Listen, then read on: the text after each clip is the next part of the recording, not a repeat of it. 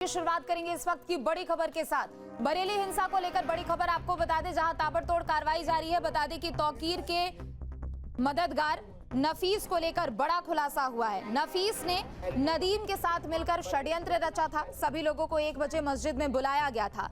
नमाज चूंकि आमतौर पर 2 बजे के बाद होती है, लेकिन सबको 1 बजे से ही बुलाना शुरू कर दिया गया था। 1 घंटे पहले सभी को बुलाया गया ताकि भीड़ इकट्ठा हो सके। भीड़ को इस्लामिया मार्केट में भेजने की साजिश रची गई। डॉक्टर नफीस पर भीड़ जुटाने की साजिश का आरोप लगा है। नफीस ने प्रशासन को गुमराह भी किया है। नफीस के बेटे फरहान ने भड़काऊ पोस्ट किया, सोशल मीडिया पर लगातार अपील कर रहा था और फिर लोगों को भड़काने का काम किया गया है। तो बड़ी खबर आपको बता दें, बरेली हिंसा से जुड़ी हुई, जहां ताबड़तोड़ तरीके से कार्रवाई लगातार जारी है। नफीस के खिलाफ यहां पर बड़ा खुलासा हुआ है।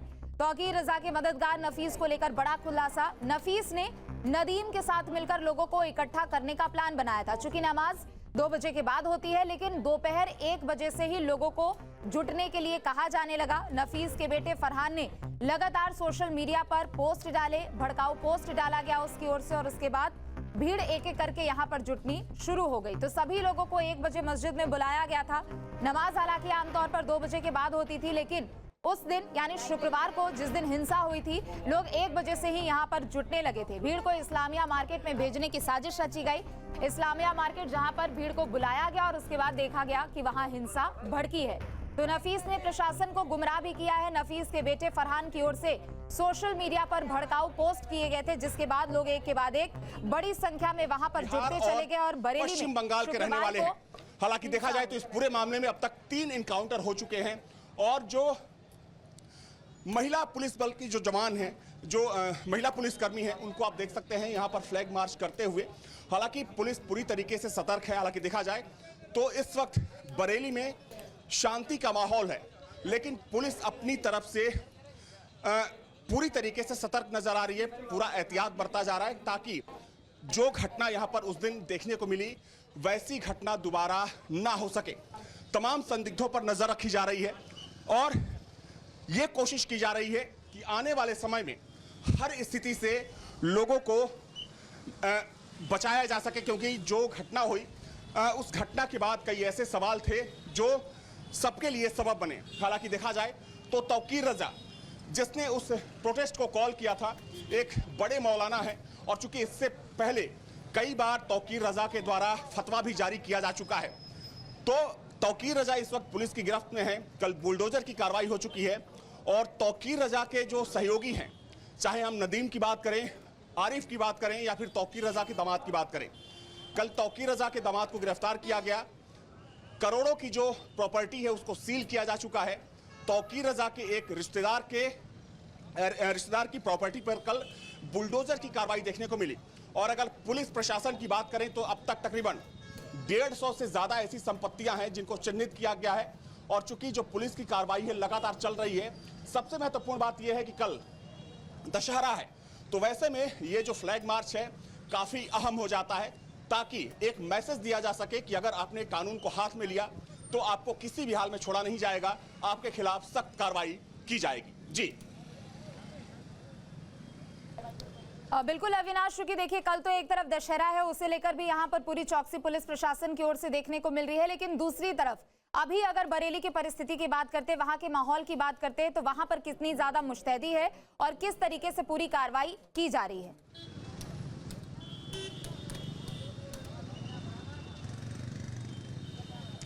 देखिए, अगर अभी की बात करें तो बरेली में हाल फिलहाल पूरी तरीके से शांति व्यवस्था कायम है, क्योंकि अगर हम उस दिन की बात करें जिस दिन हिंसा हुई थी, यहाँ पर पथराव करने की कोशिश की गई थी, चूंकि उसके बाद लगातार उन आरोपियों की धरपकड़, आरोपियों को तलाशने का काम पुलिस कर रही है और तमाम जो ऐसे आरोपी हैं उनको पुलिस गिरफ्तार भी कर चुकी है। पुलिस की यह कोशिश है कि पूरी तरीके से जो शांति व्यवस्था है वो यहाँ पर कायम किया जा सके। हालांकि पुलिस अपनी तरफ से कोई भी चूक नहीं करना चाहती है ताकि उस घटना की दोबारा पुनरावृत्ति यहां पर ना हो सके। अगर हम बात करें तो यूपी पुलिस और पीएससी के अलावा जो पैरामिलिट्री फोर्स के जो जवान हैं, जो उनकी कंपनियां हैं, उनको भी यहां पर तैनात किया गया है, उनको भी बुलाया गया है। जब कल बुलडोजर की कार्रवाई यहां पर चल रही थी तो यूपी पुलिस के साथ साथ जो पैरामिलिट्री फोर्स की जो एक यूनिट थी वो वहां पर तैनात थी, ताकि देखिए अगर हम बरेली की बात करें तो बरेली पहले से ही काफी सेंसिटिव रहा है ये शहर। और पहले भी कई बार ऐसे मौकों पर यहाँ पर अगर हम दंगों की बात करें या फिर माहौल खराब करने की बात करें तो यहाँ पर माहौल खराब करने की कोशिश की गई थी। वैसे में अब पुलिस काफी अलर्ट है, पुलिस काफी सतर्क है। और सबसे महत्वपूर्ण बात देखिए ये है कि ये जो पूरा घटनाक्रम है, जो पूरी कह सकते हैं कि जिस तरीके से इस पूरे घटना की मॉनिटरिंग हुई और चूंकि मुख्यमंत्री ने साफ किया, आपने मुख्यमंत्री का बयान सुना कि हिंसा किसी भी हाल में बर्दाश्त नहीं की जाएगी और खास तौर पर सांप्रदायिक हिंसा। देखिए एनसीआरबी का एक आंकड़ा भी हाल फिलहाल में ही सामने आया है जिसमें कहा गया है कि यूपी में होने वाले अपराधों में कमी देखी गई है। तो ये सरकार का चूंकि एक इकबाल है और सरकार की यही कोशिश है कि लॉ एंड ऑर्डर के मसले पर जो नज़ीर बना है पूरे देश में, उत्तर प्रदेश के लिए यूपी एक एग्जाम्पल बना है, उस लॉ एंड ऑर्डर को पूरी तरीके से दुरुस्त किया जाए, उस लॉ एंड ऑर्डर को पूरी तरीके से सुधारा जाए।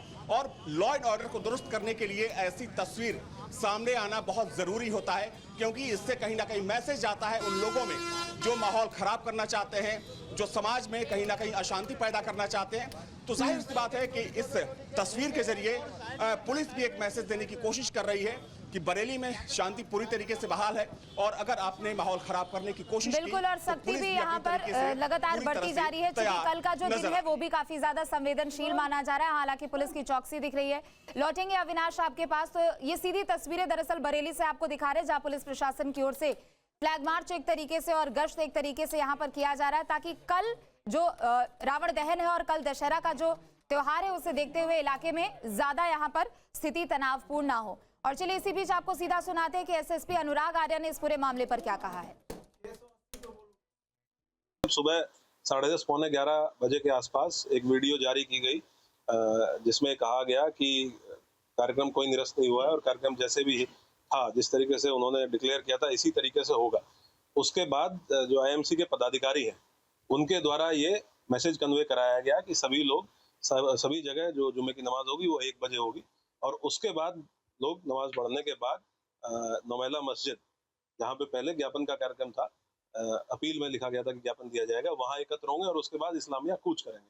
तो ये उस वीडियो जारी होने के बाद सुबह 10:30 पौने 11 बजे से लेके और 1 बजे के बीच में इस मैसेज को कन्वे किया गया कि जो जुमे की नमाज होगी वो 1 बजे होगी। क्योंकि नॉर्मली यहाँ नमाज, आपने सही कहा कि वो लगभग 12:30 से और पौने 4 बजे के आसपास तक होती है, लेकिन उसकी टाइमिंग चेंज किया जाना उन 2-3 घंटों में और 1 बजे डिक्लेयर किया जाना, उससे ये क्लियर है कि वो सोची समझी साजिश के तहत ऐसा किया गया ताकि मैक्सिमम भीड़ इस्लामिया ग्राउंड की तरफ पहुंच सके।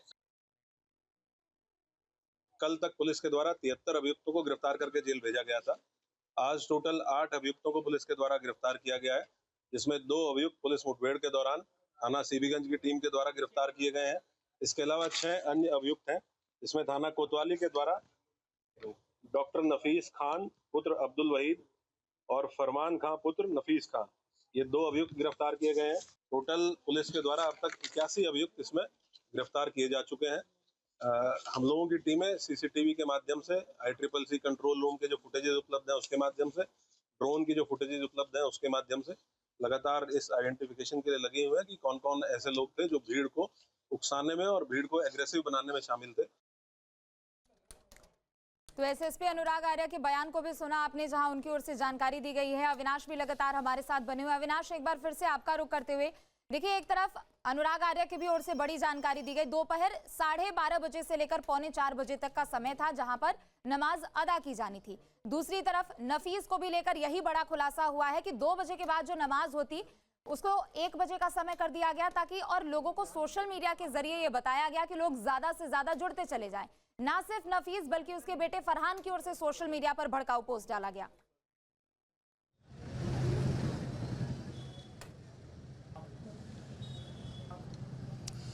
बिल्कुल, देखिए जो लोग इस मामले में गिरफ्तार किए गए हैं, पुलिस लगातार उनसे पूछताछ कर रही है, क्योंकि जब नदीम की गिरफ्तारी हुई तो नदीम की तरफ से जो बातें पुलिस को बताई गई हैं उसमें कई चौंकाने वाले खुलासे हुए हैं। देखिए इसमें दरअसल ये एक पूरा नेक्सस है और चूंकि इससे पहले भी आपने देखा होगा कि जब भी कोई ऐसी घटना यहाँ पर हुई है तो उसके पीछे एक बड़ी साजिश का खुलासा हुआ है। चूंकि व्हाट्सएप ग्रुपों में लोगों को कॉल करना, व्हाट्सएप पर भड़काना कि आप यहाँ पर आइए, और उसकी धर्म की आड़ में सबसे महत्वपूर्ण बात यह है कि धर्म की आड़ में लोगों को उकसाना अपने आप में एक बड़ा अपराध होता है। और देखा जाए, देखिए अगर हम तौकीर रजा की बात करें तो इत्तेहाद मिल्लत काउंसिल के सर्वे सर्वा हैं और चूंकि एक बड़ा रुतबा उनका यहाँ पर माना जाता है, खासतौर पर जिस क्षेत्र में तौकीर रजा रहते हैं। चूंकि इससे पहले भी हम लोगों ने तौकीर रजा को कवर किया। तौकीर रजा अपने आप में एक कह सकते हैं रुतबे वाले व्यक्ति माने जाते हैं। चूंकि सोर्सेस के हवाले से जो खबर सामने आ रही है उसमें ये बात निकलकर सामने आई है कि नदीम ने पुलिस की पूछताछ में इस बात को कबूला है कि पिछले 1.5 से 2 सालों से तौकीर रजा इस बात को लेकर परेशान थे कि उनकी कॉल पर एक खास समुदाय के लोग इकट्ठा नहीं हो रहे थे।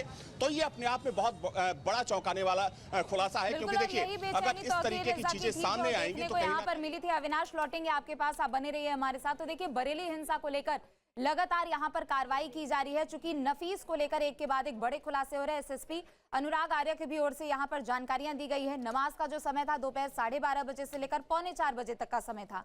आमतौर पर नमाज दोपहर 2 बजे के बाद होती थी, लेकिन उस दिन यानी शुक्रवार को जब बरेली में हिंसा भड़की थी तो दोपहर 1 बजे से लोगों को जुटाने की कोशिश यहाँ पर की गई। नदीम और नफीस इन दोनों ने मिलकर लोगों की भीड़ इकट्ठा की थी। इस्लामिया ग्राउंड जो है वहां पर लोगों की भीड़ यहां पर इकट्ठा की गई थी। दूसरी तरफ नफीस का बेटा फरहान, जिसके जरिए लगातार सोशल मीडिया पर भड़काऊ पोस्ट डाले जा रहे थे और नतीजा यही देखने को मिला कि शुक्रवार को बड़ी संख्या में लोग इकट्ठा हो गए। हालांकि पुलिस की ओर से मोर्चा संभाला गया और उसके बाद कई लोगों की अब तक गिरफ्तारी हो चुकी है। जहां भक्ति है हर शब्द में, कथाओं में छुपे हैं दिव्य रहस्य और ज्योतिष देता है जीवन को दिशा। धर्म से जुड़ी हर बातों को जानने के लिए हमारे चैनल स्तुति को सब्सक्राइब करें। चैनल पर जाने के लिए इस लिंक पर क्लिक करें।